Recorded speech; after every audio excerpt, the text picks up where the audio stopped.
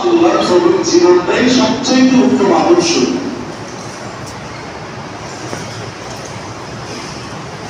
আল্লাহ পাক বলেন, কুল আতিউল্লাহ ওয়া আতিউর রাসূল,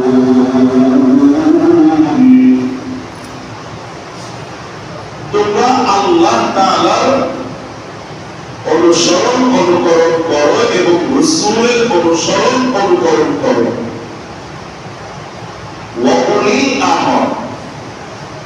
এবং তোমাদের মধ্যে যারা দায়িত্বশীল, ওয়ারাসাতুল আম্বিয়া খোলাফায়ে রাশিদিন, কোরআন এবং সুন্নাহ মাফিক যারা তোমাদেরকে নেতৃত্ব দিবে তাদেরকে বলা হয় উলিল আমর।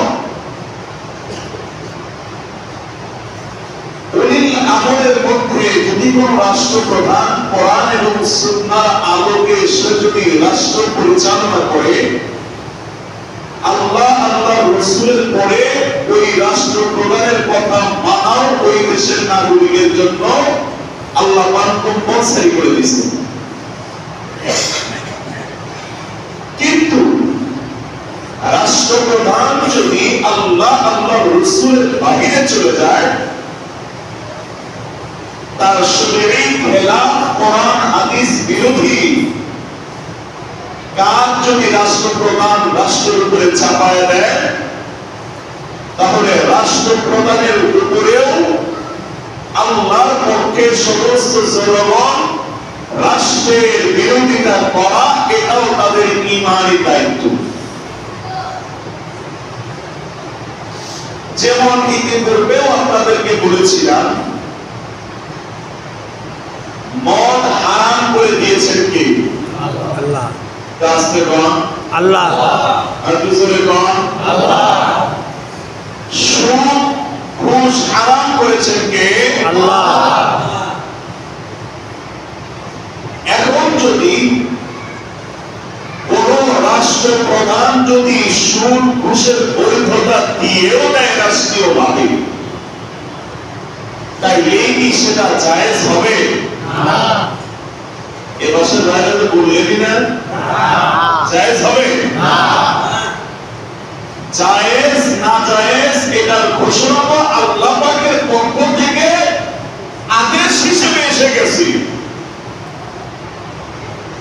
আল্লাহর আদেশের বাইরে রাষ্ট্রপ্রধান যদি আদেশ করে, তাহলে রাষ্ট্রপ্রধানকে ছেড়ে দিতে হবে, আল্লাহর রজ্জুকে আঁকড়ে ধরতে হবে। কেন ধরতে হবে? ইদিল হুকমু ইল্লা বিল্লাহ।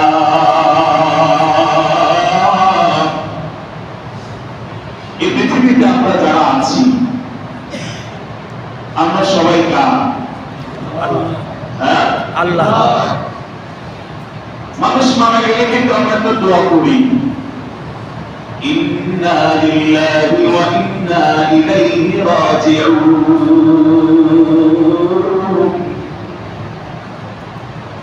এটা শুধু মানুষের ইন্তেকাল কিংবা যে কোনো ধরনের কোনো দুঃসংবাদ, এটা একটি দোয়া। আপনার একটা সুই হারিয়ে গিয়েছে, ইন্না লিল্লাহ। আপনি বাসায় যাচ্ছেন কিন্তু চাবিটা পাচ্ছেন না, ইন্না লিল্লাহ।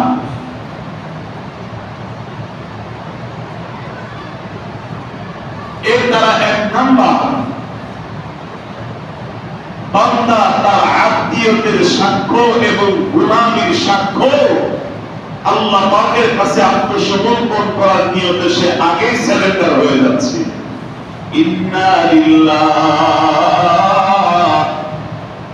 নিশ্চয় আমরা সবাই আল্লাহর, ওয়া ইন্না ইলাইহি রাজিউন,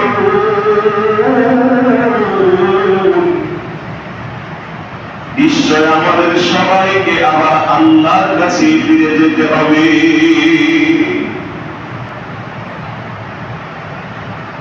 মুসলমান ইমানদার ভাইরা আমার,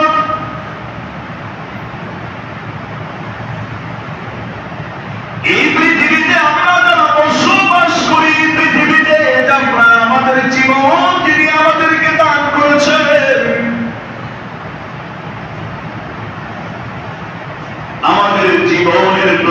ক্ষণ, প্রতিটা মুহূর্ত, প্রতিটা সময় আল্লাহ পাকের রহমত, আল্লাহ পাকের দয়া এবং আল্লাহ পাকের নিয়ামত থেকে খালি নয়,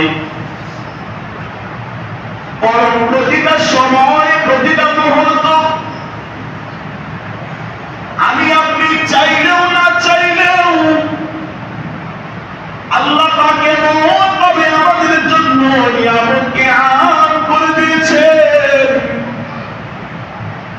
কাফেরদেরকে আল্লাহ পাক চাইলে তো তাদেরকে নিয়ামত থেকে বঞ্চিত করেও দিতে পারতেন, বেঈমানদেরকে আল্লাহ পাক তার নিয়ামত থেকে বঞ্চিত করেও তো দিতে পারতেন।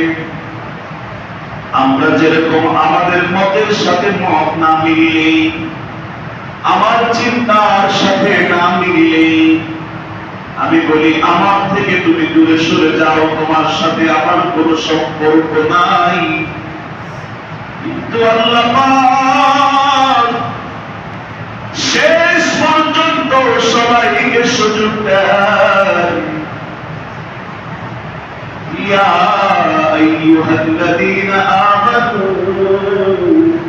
তুবু ইলাল্লাহি তাওবাতান নাসুহা। ঈমানদার বেঈমান, আবার বেঈমান যদি ঈমানদার হয়, সে যদি তার অবস্থান থেকে পরিত্রাণ পাওয়ার জন্য আল্লাহ পাকের কাছে আত্মসমর্পণ করে, কোন বেঈমান, কোন কাফের, কোন মুশরিক, কোন বিধর্মী, সে যদি অন্তর দ্বারা, জবান দ্বারা স্বীকৃতি দেয় আল্লাহ ছাড়া আর কোন মাবুদ নাই, আল্লাহ ছাড়া আর কোন ইলাহ নাই, নবী বলে ওই লোকটার অতীতের যত গুনাহ আছে আল্লাহ তাকে মাফ করে দিয়ে তাকে ঈমানদারদের ভিতরে শামিল করে নেয়। সুবহানাল্লাহ। মুসলমান ঈমানদার ভাইরা, ঈমানদার অনেক সময় খোদাই করে বেঈমান হয়ে যায়, যদিও সম্পর্কের চিহ্ন হয়, কিন্তু আল্লাহ পাকের দয়া, রহমত, নিয়ামত থেকে বঞ্চিত হয় না। যদি এই নিয়ামত যদি পাওয়ার পরে বান্দা বান্দি, পৃথিবীর সমস্ত সৃষ্টি জীব যদি আল্লাহর কাছে আত্মসমর্পণ করে, তওবা করে যখনই সারেন্ডার করবে, আল্লাহ নবী বলেন তার অতীতের সব গুনাহগুলি আল্লাহ মাফ করে দিবে। সুবহানাল্লাহ। মুসলমান ঈমানদার ভাইরা, আমরা সবাই আল্লাহ, তাহলে এই পৃথিবীর যিনি স্রষ্টা, কত সময় বলেছিলেন আল্লাহ পাক 6 দিনে সব কিছু বানিয়েছেন, সব কিছু আল্লাহ পাক সৃষ্টি করেছেন। কোথায় কি লাগবে, কোথায় কোন জিনিসের প্রয়োজন, প্রয়োজন মাফিক আল্লাহ পাক সব কিছু সৃষ্টি করে সিস্টেম করে তৈরি করে দিয়েছেন। মুসলমান ঈমানদার ভাইরা, যদি একটা রাষ্ট্রের সীমান্তের দায়িত্ব একজন প্রধানমন্ত্রী পাওয়ার পরে তার হুকুম, তার নির্দেশনা, তার আইন মেনে চলতে হয়, একটা ইউনিয়নের যদি সামান্য আমার আপনার ভোটের মাধ্যমে নির্বাচিত প্রতিনিধি, তার নির্দেশনা যদি আমাদেরকে মেনটেন করে চলতে হয়, তাহলে এটা আমরা কেন বুঝি না? এই গোটা বিশ্ব চরাচরের যিনি স্রষ্টা, একচ্ছত্র মালিক, ওই আল্লাহ পাকের হুকুম আমাদের সকলের জন্য মানা ফরজ। কথা বলেন ঠিক কিনা? এজন্য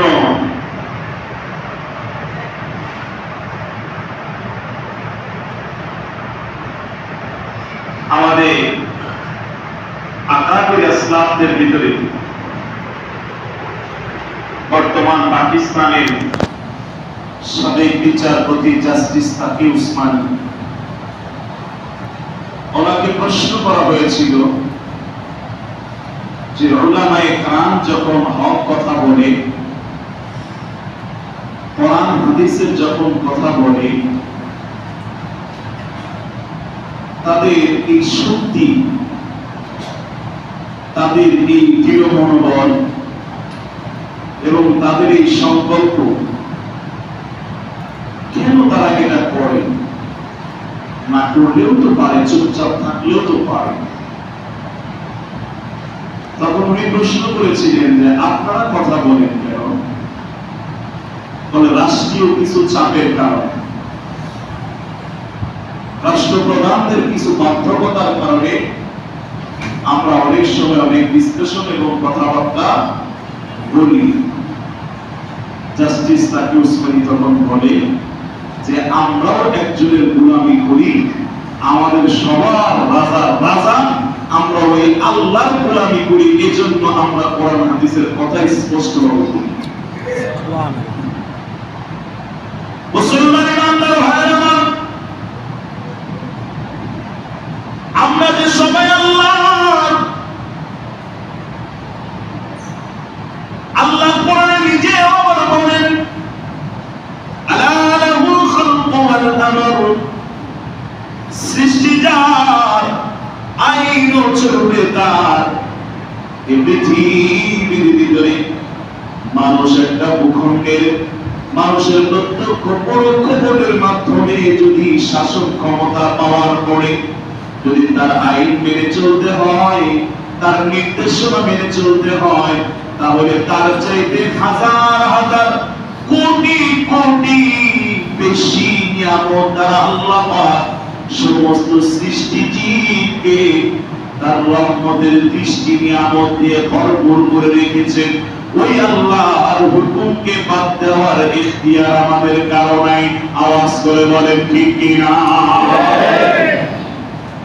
যাই হোক, মুসলমান ইমানদার ভাইরা আমার, কোরআনের আয়াতের ভিতরে আল্লাহর নবী বিশ্ব নবী সরকারে দু আলম নবীজিকে বলেন, বল হে নবী আপনি বলে দিন, ইন্না সালাতি ওয়া নুসুকি ওয়া মাহইয়ায়া ওয়া মামাতি লিল্লাহি রাব্বিল আলামিন। নিশ্চয় আমার নামাজ, নিশ্চয় আমার কুরবানি, আমার হায়াত এবং আমার মৌত সব কিছু আল্লাহ তাআলার জন্য। কথা বলেন ঠিক কিনা? আমার হায়াত, আমার মৌত, আমার নামাজ, আমার কুরবানি সব কিছু আল্লাহর জন্য, সব কিছু আল্লাহর জন্য। আল্লাহ পাক রব্বুল আলামিন বলেন, এই পৃথিবীর ভিতরে যত মানুষ, যত ঈমানদার, যত মুসলমান, সমস্ত মানুষ তাদের সবাইকে এমন একটা দিনের জন্য অপেক্ষা করতে হবে, এমন একটা দিনের জন্য তাদেরকে বিশ্বাস রাখতে হবে। ওই দিনটাকে কেউ যদি অস্বীকার করে, অবিশ্বাস করে, তাহলে সে কাফের হয়ে যায়। সেই দিবসের নাম হলো কিয়ামত দিবস। লিয়াউমিন আযীম, কোরআনের ভাষায় সেটিকে মহাদিবস ঘোষণা করা হয়েছে। ইয়াউমা ইয়াকুমুন নাসু লিরাব্বিল আলামিন।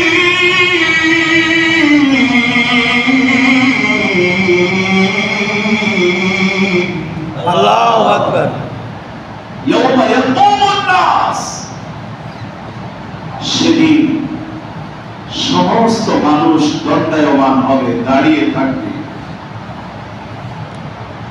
রব্বিল আলামিন, বিশ্ব জগতের প্রতিপালকের সামনে।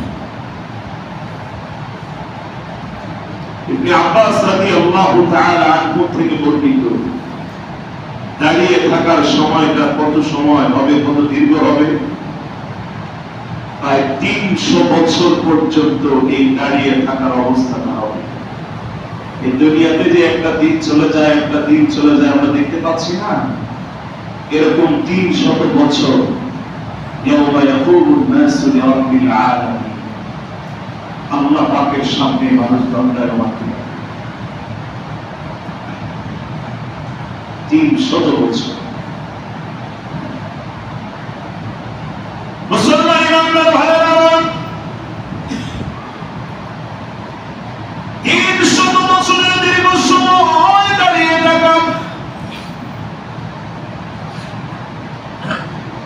থাকা অবস্থার ভিতরে মানুষদের কত রকম অবস্থা তৈরি হবে। হযরত আবু হুরায়রা রাদিয়াল্লাহু তাআলা আনহু থেকে বর্ণিত, কিয়ামতের ময়দানে ইয়াউমা ইয়াকুমুন নাসু লিরাব্বিল আলামিন, আল্লাহ পাকের সামনে দাঁড়িয়ে থাকা যখন 300 বছরের মতো দাঁড়িয়ে থাকতে হবে, মানুষের আমল অনুযায়ী, মানুষের কৃতকর্ম অনুযায়ী,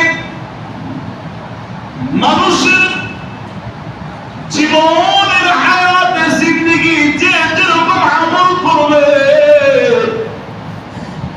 আমল অনুপাতে তার অবস্থাটা এরকম হবে যে কেউ যখন ওই দাঁড়িয়ে থাকা অবস্থায় শুধু ঘামতে থাকবে, ঘামতে ঘামতে কারণ হাঁটু পর্যন্ত পানি হয়ে যাবে, কারো আবার মাথার সমান পানি হয়ে যাবে, কারো আবার মুখ সমান পানি হয়ে যাবে, কারো আবার গলা সমান পানি হয়ে যাবে। সর্বশেষ অবস্থা হলো ঘামের লাগাম টানা হবে, মানুষের মুখ পর্যন্ত ঘামের পানি চলে আসবে। এমন সময় কাফের যারা, মুশরিক যারা, বেঈমান যারা, অবিশ্বাসী যারা, তারা আল্লাহর কাছে আবেদন করবে, মালিক এই ঘামের পানি দিয়ে মুখ পর্যন্ত পানি এসে গেছে, এত কষ্ট, এত কষ্ট, এত কষ্ট, এর চাইতে আমাদেরকে জাহান্নামে দিয়ে আমাদেরকে মুক্ত করে দাও। কাফেররা সেই 300 বছর দাঁড়িয়ে থাকা ঘামের পানি দিয়ে মুখ পর্যন্ত পানি হয়ে যাব, এটা থেকে পরিত্রাণ পাওয়ার জন্য আল্লাহর কাছে বলবে, আল্লাহ আপনি আমাদেরকে জাহান্নামে নিক্ষেপ করে দেন, ওটাই তো শান্তি। এবার মুসলমান ইমানদার ভাইরা বলেন, তারা ঘামের পানি দিয়ে শান্তি 300 বছর দাঁড়িয়ে থাকার কষ্ট থেকে মুক্তি পাওয়ার জন্য, জাহান্নামে যাওয়ার জন্য তারা আল্লাহর কাছে আবেদন করে শান্তি চায়।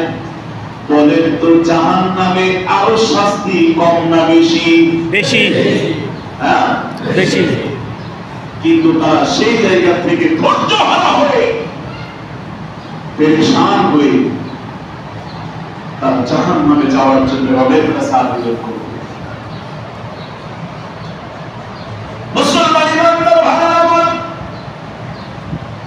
রক্ষান্তরে যারা প্রকৃত মুমিন, যারা ইমানদার, যারা আমল করে, আমলের দ্বারা জিন্দেগিকে সাজায়, কোরআন তেলাওয়াতের দ্বারা জিন্দেগি সাজায়, জিকিরের দ্বারা জিন্দেগিটারে সাজায়,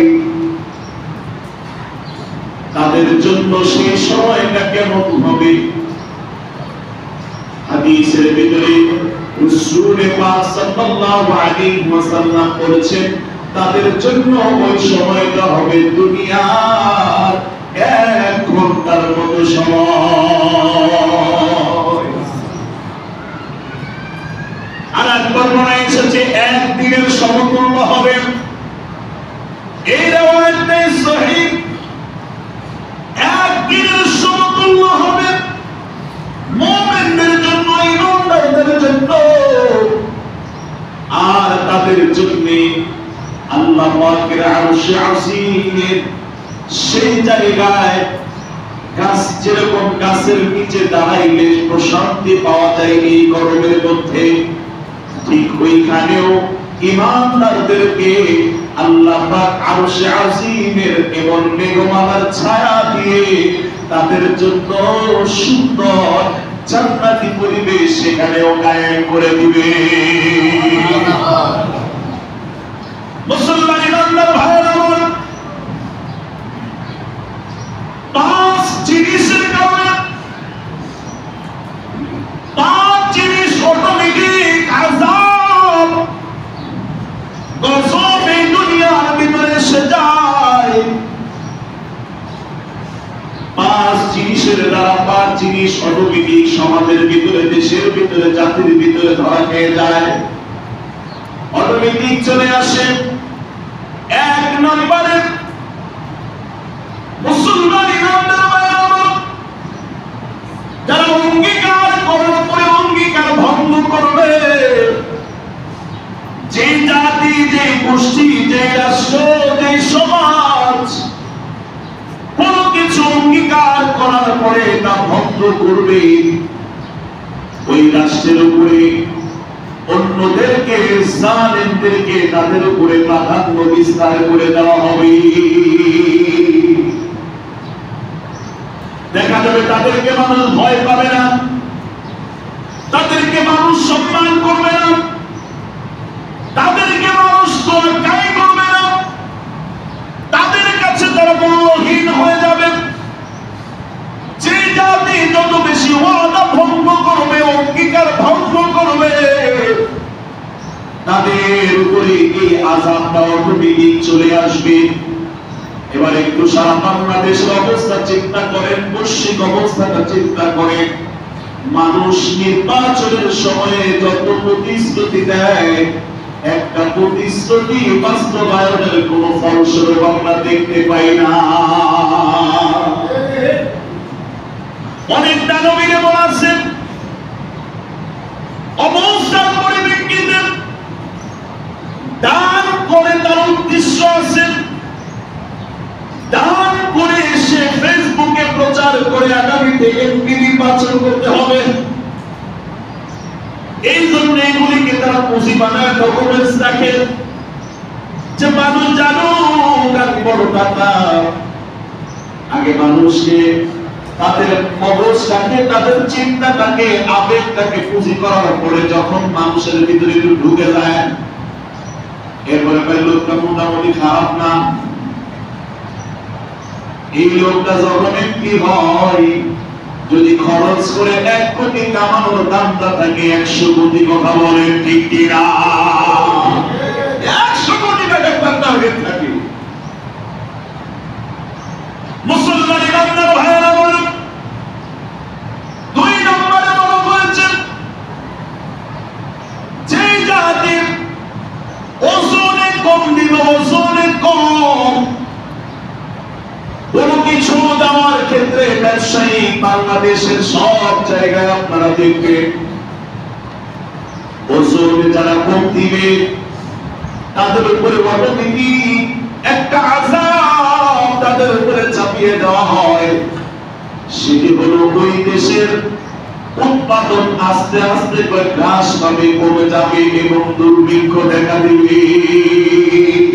ঠিক। মুসলমান ইমানদার ভাইরা আমাদের মধ্যে তো যারা ওজনে কম দেয়, কিয়ামতের ময়দানে ওজনে কম দেওয়া ব্যক্তিকে কঠিন শাস্তির ভিতরে আনা হবে। আল্লাযীনা ইযা ইক্তালু আলান নাসি ইস্তাওফুন, আল্লাহ পাক বলেন তারা যখন কাউকে মেপে দেয় তখন ওজনে কম দেয়, কিন্তু নিজে যখন নেয় কিছুটাও কম নিতে চায় না। 2-4 গ্রামও কম দিবে না।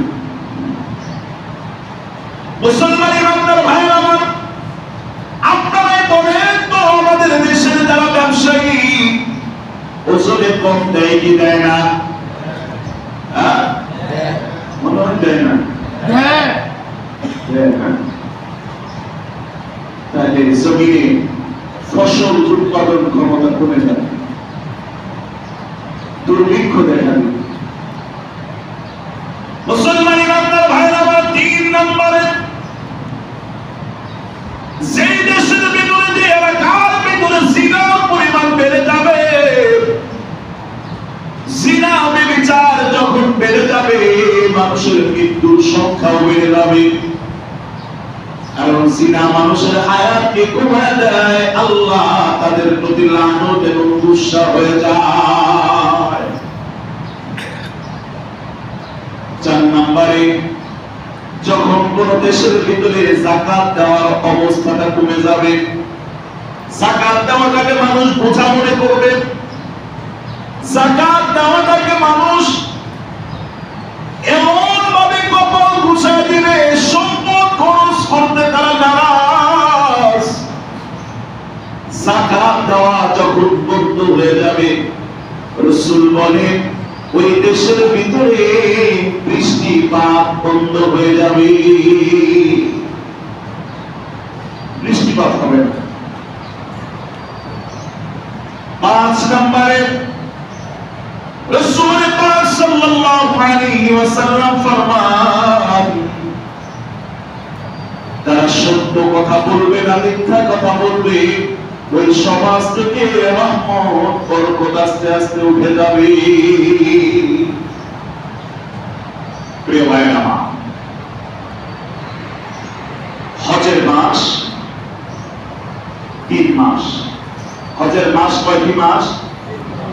বলেন সবাই, শাওয়াল।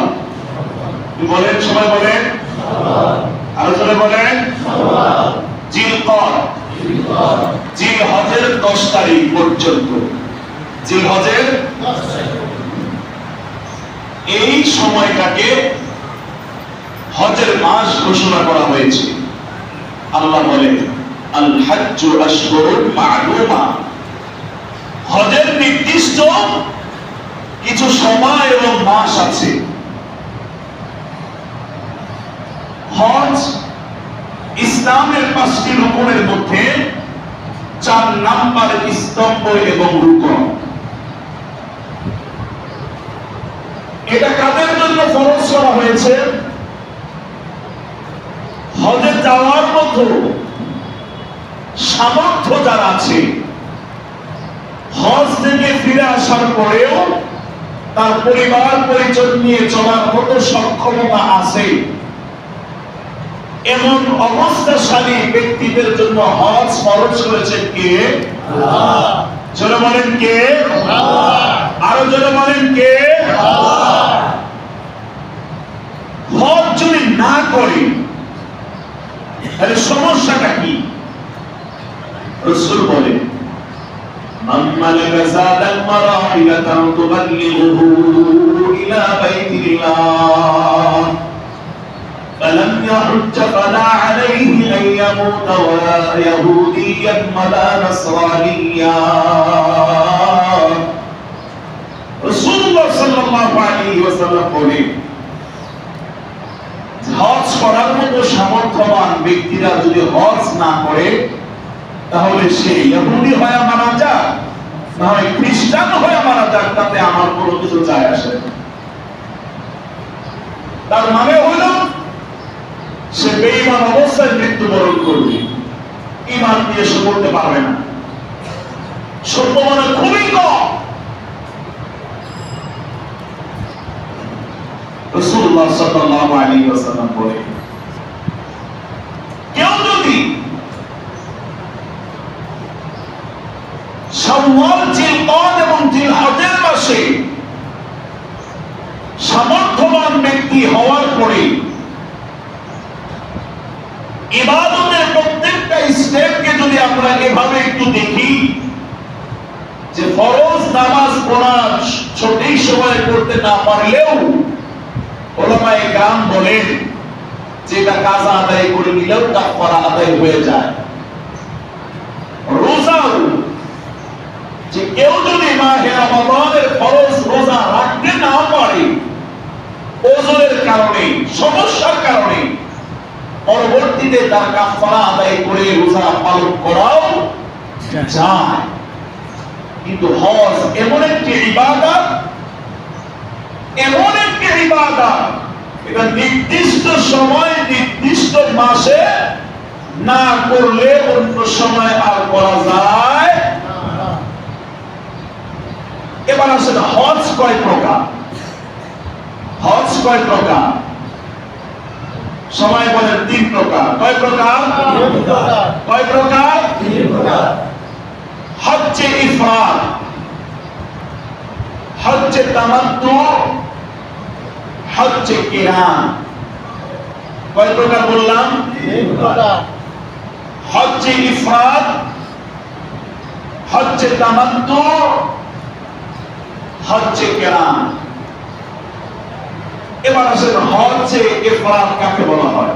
আমি তিনটে শুধু সংজ্ঞা দেওয়ার পরেই আমার আলোচনা ইনশাআল্লাহ রেখে দেব। আগামী জুমায় ইনশাআল্লাহ আমরা এই ব্যাপারে হজের ব্যাপার নিয়ে আলোচনা করব ইনশাআল্লাহ। হজ্জে ইফরাদ সবচেয়ে সহজ হজ। যেমন শুধু হজের নিয়তে ইহরামের কাপড় পরিধান করে হজ করাকে যারা করে তাদেরকে হজ্জে ইফরাদ, ওই হজটাকে হজ্জে ইফরাদ বলে। কারণ হচ্ছে শুধু হজের দিন হলো 8ই জিলহজ থেকে 12ই জিলহজ,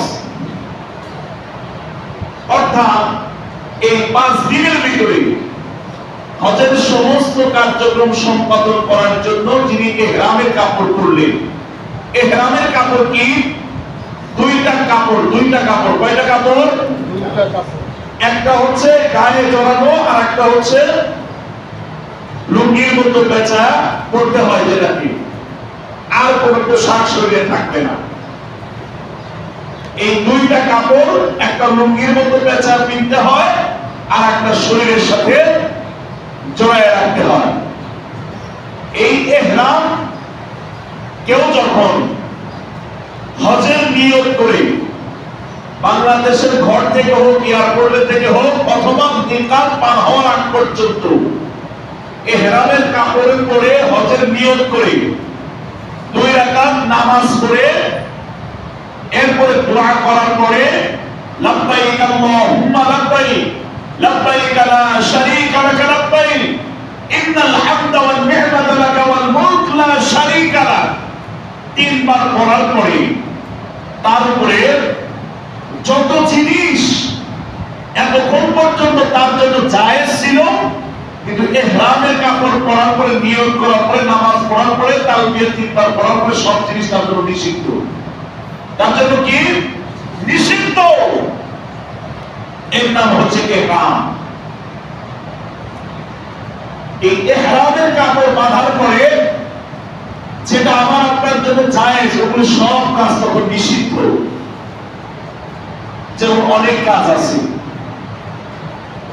প্রিয় ভাইরা, এই ইহরামের কাপড় বেঁধে শুধু হজের সময় হজ করবে তাদেরকে হজ্জে ইফরাদ, এই হজকে হজ্জে ইফরাদ বলে।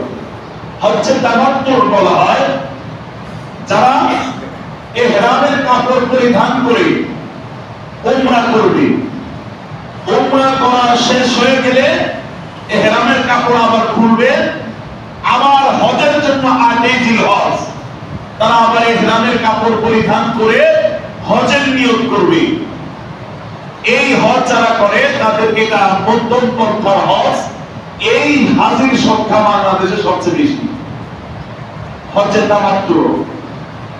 আর হজ্জে কিরান হচ্ছে একেবারে শুরু থেকে শেষ পর্যন্ত উমরা এবং হজ একই ইহরামের কাপড় পরে শেষ করবে, আর কোনো খোলাখুলি নাই, সিভিল ড্রেস পরার কোনো সুযোগ নাই। এই জন্য এই হজটাকে হজ্জে কিরান বলে। রাসূলুল্লাহ সাল্লাল্লাহু আলাইহি ওয়াসাল্লামের সর্বশেষ যে হজটি ছিল সেটা হচ্ছে হজ্জে কিরান। আর এই 3 প্রকার হজের মধ্যে হজ্জে কিরানটাই হচ্ছে সবচেয়ে কঠিন হজ। এটার মর্যাদা, শান, মান আল্লাহর কাছে অনেক বেশি। ইবাদত যেটা যত বেশি কষ্ট তার মধ্যে সওয়াব তত বেশি। কথা বলেন ঠিক? আল্লাহ পাক আমাদের সবাইকে বোঝার এবং হজে যাওয়ার নিয়ত করে সামর্থ্যবানদের জন্য আল্লাহ পাক হজ করার তৌফিক দান করুন। সকলে বলি আমিন।